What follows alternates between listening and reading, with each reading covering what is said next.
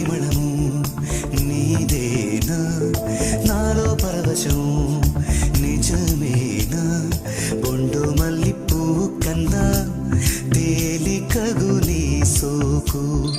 రెండు కళ్ళు మూసుకున్నా లాగు మరి నీ వైపు సొగసును చూసి పాడగా ఎలా